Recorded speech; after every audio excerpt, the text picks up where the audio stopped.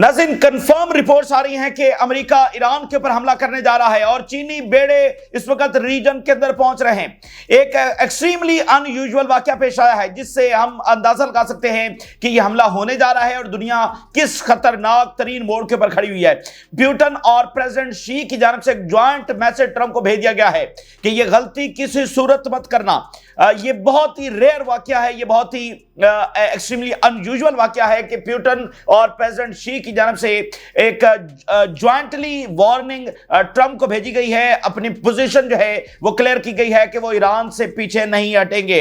अगर ईरान के ऊपर हमला होता है तो हम ये पहले बता रहे हैं कि फिर ये ना समझना कि हम उसमें ज्वाइन क्यों कर रहे हैं, हम ईरान के साथ खड़े होंगे। और इसके साथ साथ चाइना ने और ज्यादा खुलकर सामने आया है और इससे हम न्यू वर्ल्ड ऑर्डर का भी अंदाजा लगा सकते हैं। चाइना ने यह कह दिया है, पहली बार उनकी जानब से इस तरह की अनाउंसमेंट सामने आ रही है। उन्होंने कहा है कि जो कोई F-35 या इस तरह के जंगी हथियारे या अमेरिकी टेक्नोलॉजी खरीदेगा तो उसको चीनी टेक्नोलॉजी नहीं मिलेगी। ठीक है ना। ये चीन की जानब से ये बहुत बड़ी पॉलिसी बयान है जो उनका आया है कि जो अमेरिका की टेक्नोलॉजी खरीदेगा, जो अमेरिकी जंगी हथियार खरीदेगा, उसको हम अपनी टेक्नोलॉजी नहीं देंगे। और इस वक्त मिडिल ईस्ट के अंदर भरपूर तैयारी की जा रही है। मिडिल ईस्ट के अंदर जंगजू फोर्सेस मोबिलाइज हो रही हैं, खास तौर पर इराक के अंदर, क्योंकि ये जंग ईरान के अंदर सबसे ज्यादा इराक के साथ ये मामला अटैच होगा। तो इराक के अंदर जंगजू फोर्सेस मोबिलाइज हो रही हैं और वहां पर ये कहा जा रहा है कि बाकायदा जो है ना इजाजत दी जाए। ठीक है ना। वो जो सैयद सिस्तानी है उनसे बाकायदा तौर पर जब इजाजत मांगी जा रही है और जंगजू फोर्सेस वहां पर मोबिलाइज हो रही हैं। और आप जरा अंदाजा करें, अब इजराइल ये कह रहा है कि फिजाई बमबारी से हम ईरान का कुछ नहीं कर सकते। ये डूबता हुआ जहाज है और जो कोई इस जहाज के ऊपर सवार होगा वो भी डूबेगा। और ट्रंप ने डूबने का फैसला कर लिया है।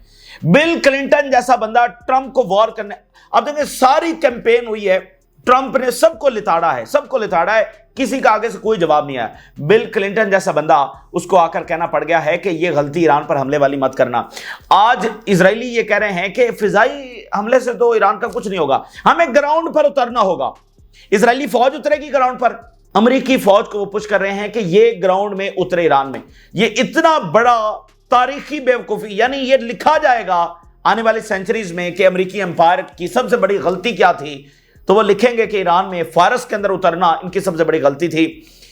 तो अब इजराइल पुश कर रहा है अमेरिकन को कि वो ना सिर्फ फिजाई हमला करें बल्कि अपनी जमीनी फौज जो है वो तेहरान के अंदर उतारे। और मैं आपको बता दूं, ये जो हरकत ट्रंप करने जा रहा है, ये जो बेवकूफी करने जा रहा है, ये ट्रंप की सदारत भी ले जाएगी ये वाली बेवकूफी, और अमेरिकी एम्पायर को भी नाकाबिले तलाफी नुकसान पहुंचाएगी। अमेरिकी एम्पायर दोबारा इस जंग के बाद जब वो संभल नहीं सकेगा। ये बात ज़हन में रख लें, अमेरिका को इतना बड़ा नुकसान जो है वो इस जंग के साथ होने जा रहा है। और इजराइल अब यानी पहले तो इजराइल अपनी शिकस्त तस्लीम कर रहा है कि फिजाई तौर पर ईरान का कुछ नहीं हो सकता, और अब जब जमीनी तो उतरो ना, मतलब इजरायली फौज जो है नाकाबिले तस्खीर फौज, उसको उतारो ईरान में, तुम्हें किसने रोका हुआ है। तो ये जनाब यहां पर मामला हुआ है। और खबर यह है कि ईरान के जो टॉप कमांडर्स हैं और साइंटिस्ट हैं जिनके बारे में ये दावा किया गया था कि वो शहीद हो गए हैं, उनमें से कुछ जो है वो अलाइव हैं, वो सर्वाइव कर गए हैं। ये एक बड़ी खबर जब सामने आ रही है। और ट्रंप इंतजामिया के अंदर अलार्मिंग सतह के ऊपर इख्तलाफात सामने आ गए हैं,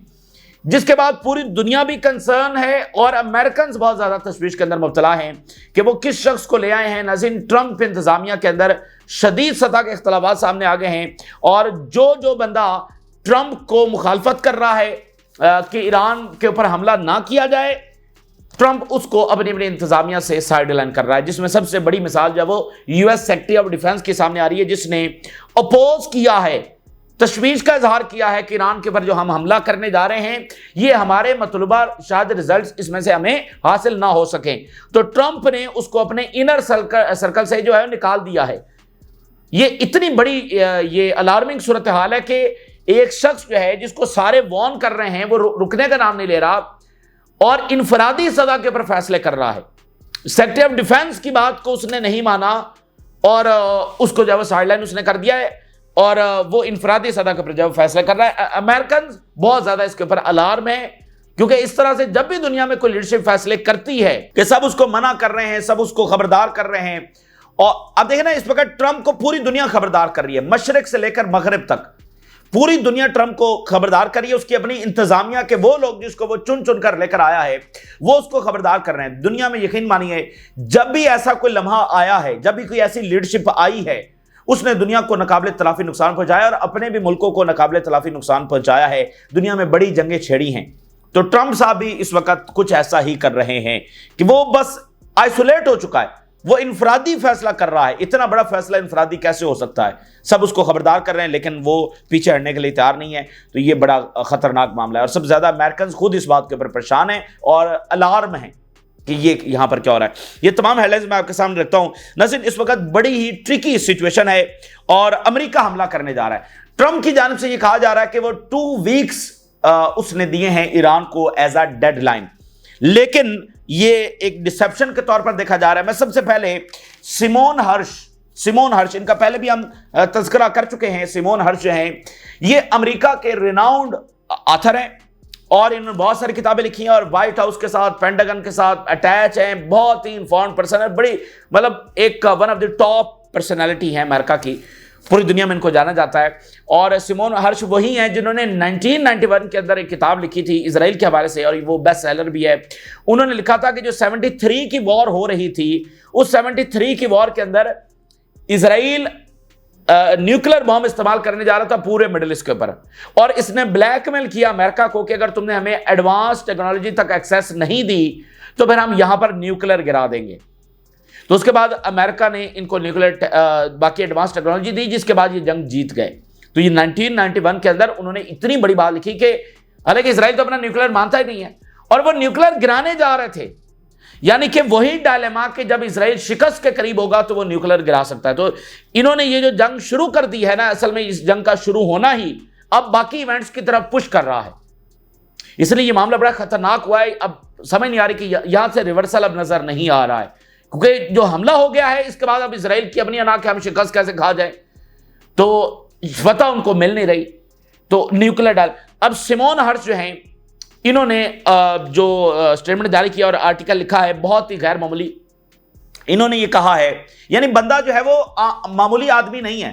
सिमोन हर्श ये कह रहा है कि ट्रंप ने फैसला कर लिया है कि वो ईरान के ऊपर हमला करने जा रहा है। ये दुनिया के लिए तबाह कुन फैसला और अमेरिका के लिए खुद तारीख की सबसे बड़ी बेवकूफी, इससे बड़ी कोई बेवकूफी हो नहीं सकती कि अमेरिकी सदर ये फैसला करेगा वो ईरान के ऊपर हमला बरह रास्त करने जा रहा है। तो सिमोन हर्श कह रहे हैं कि ट्रंप ने फैसला कर लिया है और वो हमला ईरान के ऊपर करने जा रहा है और बड़े मैसिव लेवल की जो बॉम्बिंग है वो ईरान के ऊपर करने का फैसला कर लिया गया है। मिलिट्री बिल्डअप हो रहा है, फोर्सेस को जो है वो पोजीशन किया जा रहा है। उसने कहा है कि ये जो ट्रंप 2 वीक्स बात कर रहा है, ये टॉक्स और निगोशिएशंस और सीज फायर की बात कर रहा है, ये ब्लफ कर रहा है। सिमोन हर्श कह रहे हैं कि ये डिसेप्शन है, ये ट्रंप ब्लफ कर रहा है, ये फैसला कर चुका है और ये हमला ईरान के ऊपर करने जा रहा है। और उसमें आगे फिर उन्होंने डिटेल्स भी बताई हैं कि ये किस सतह का हमला होगा, किस अंदाज के अंदर होगा, इसके पर्पसेस क्या है।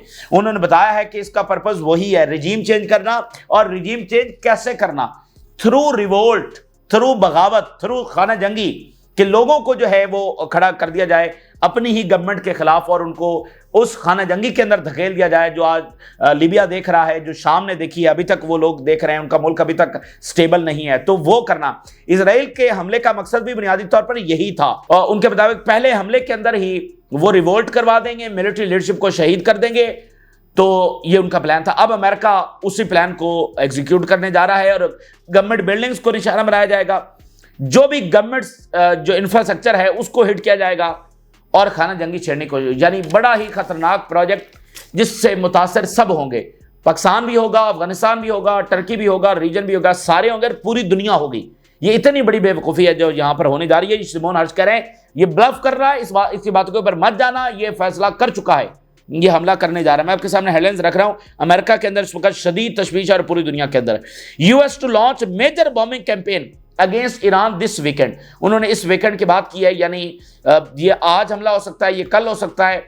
और चूंकि अमेरिका के टाइम का भी थोड़ा सा फर्क है, तो जिस दिन यहां पर मंडे होगा शायद उस दिन भी हमला, यानी अगले 24-48 घंटों के अंदर। सिमोन हर्श कह रहा है। Hersh details US all out bombing campaign in Iran, proper उन्होंने सारी डिटेल बताई है। Plan for extensive bombing in Iran outlined in his latest report what I have been told is coming in Iran. तो ये एक तो बड़ी खतरनाक सूरत हाल है और मिलिट्री बिल्डअप इस वक्त जो है वो रीजन के अंदर हम देख रहे हैं।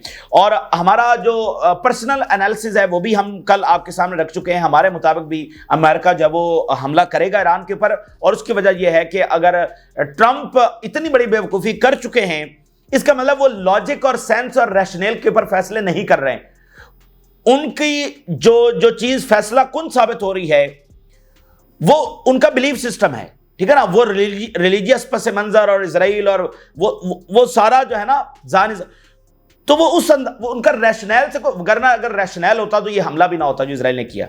इसलिए उसका रैशनल और सेंस और इस चीज से कोई लेना देना नहीं है। इसलिए हमारा जाती एनालिसिस भी जो हमने आपके सामने रखा है कि अमेरिका हमला करेगा और ये बिल्कुल एक आलमी जंग की तरफ जो है वो मामला लेकर जाएगा और रीजनल वॉर जो है वो फौरी तौर पर यहां पर छिड़ जाएगी। अच्छा, अब जो अगली डेवलपमेंट हुई है वो भी गैर मामूली है और यानी कि बिल्कुल हम एक तारीख भी यहां पर रकम होती हुई देख रहे हैं और हम देख रहे हैं कि ईरान के इत्तेहादी उसके साथ किस तरह से खड़े हो रहे हैं और ईरान बिल्कुल आइसोलेटेड नहीं है और इस जंग का जो भी नतीजा निकलेगा, लेकिन ईरान ने स्टैंड लिया है और उस पूरे रीजन की निजात के लिए स्टैंड लिया है। ये बिल्कुल ईरान की जंग नहीं है, ये बात जहन में रखें, ये पूरे रीजन की जंग है।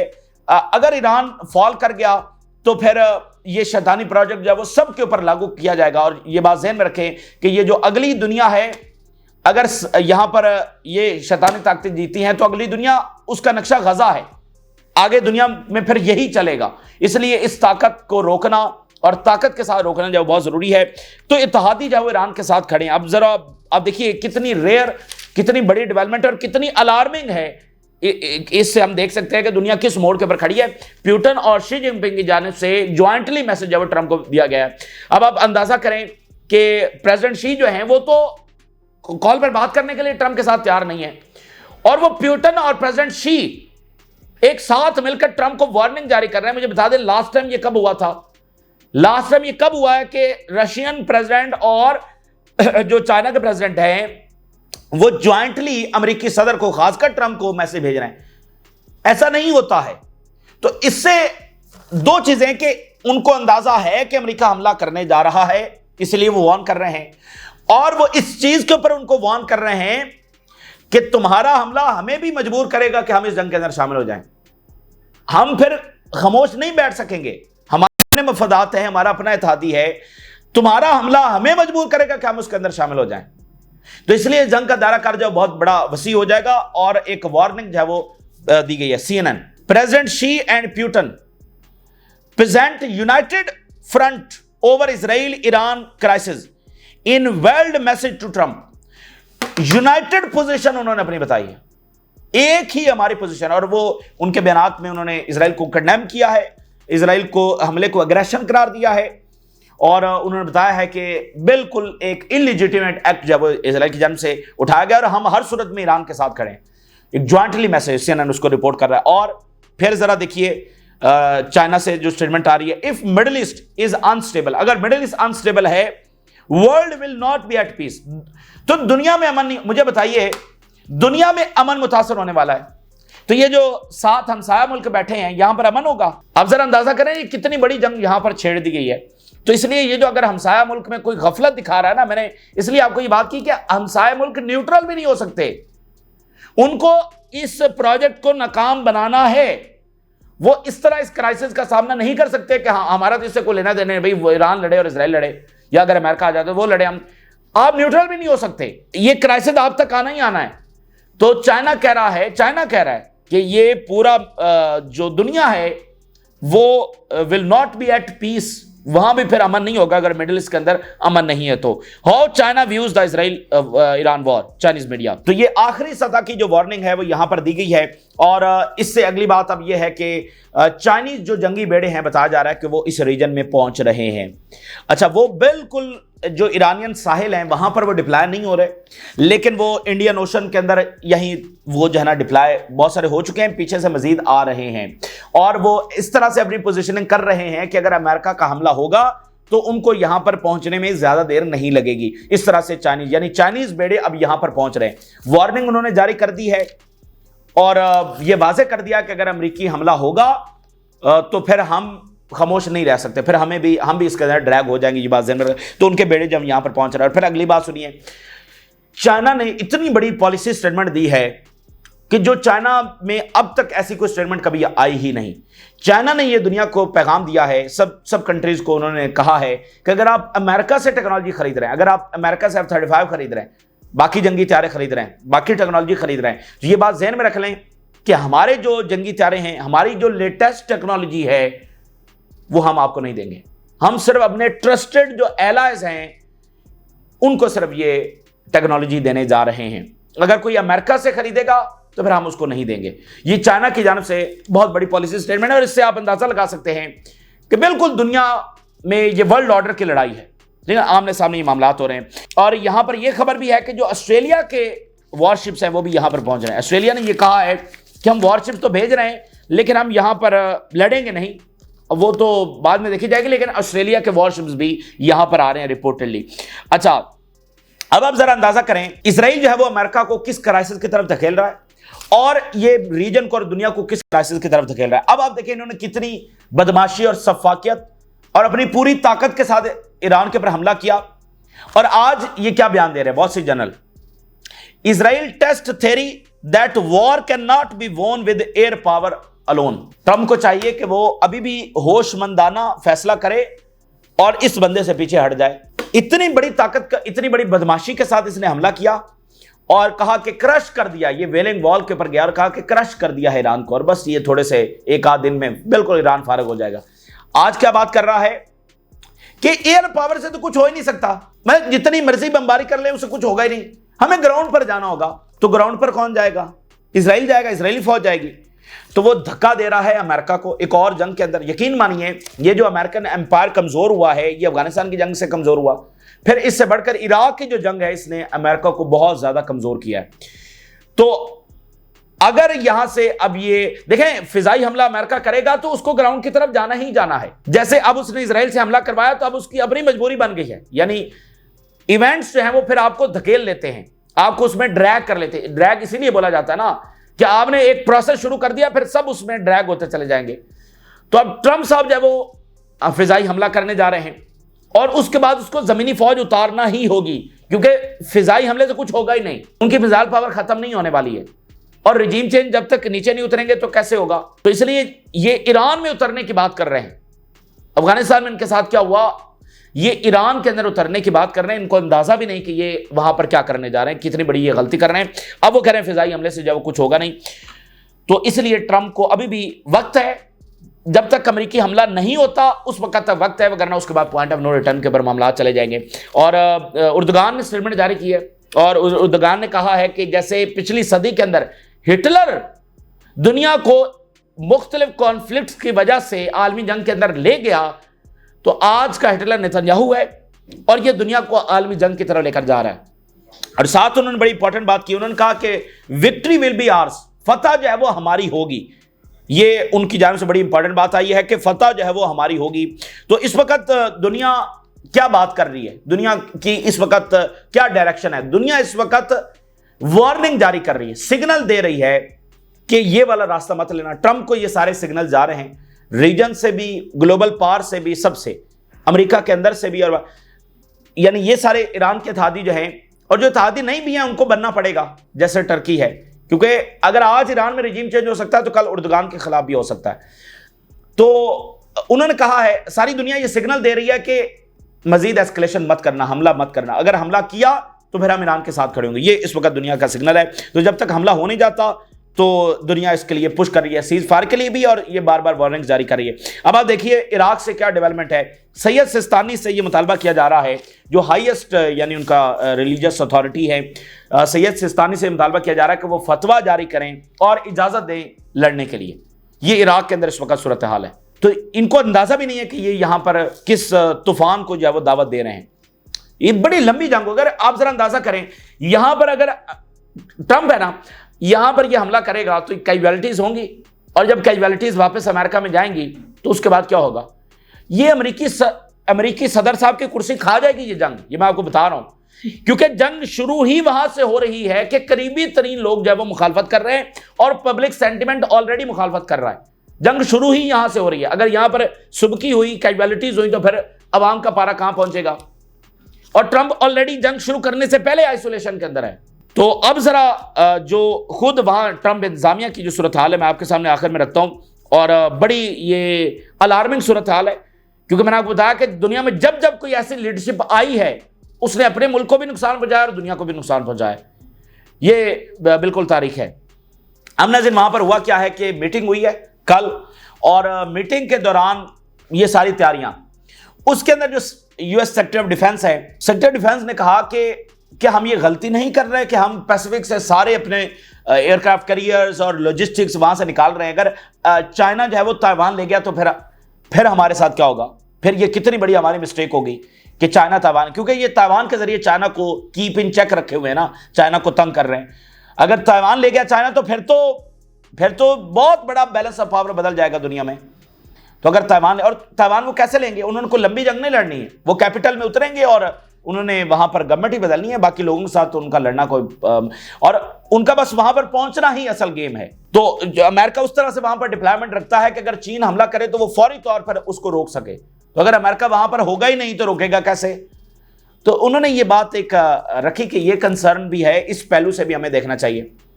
और जो तुलसी गैबर्ड हैं उन्होंने भी यही बात की, ईरान जंग की उन्होंने हिमायत नहीं की, और साथ उन्होंने कहा कि कोई क्रेडिबल एविडेंस नहीं है कि ईरान जो है वो न्यूक्लियर बना रहा है। ओवरऑल जो अमेरिका की इंटेलिजेंस कम्युनिटी है वो ये बात कर चुकी है। तो ट्रंप ने उन दोनों को अपने उस मुशावरती सर्कल से निकाल दिया।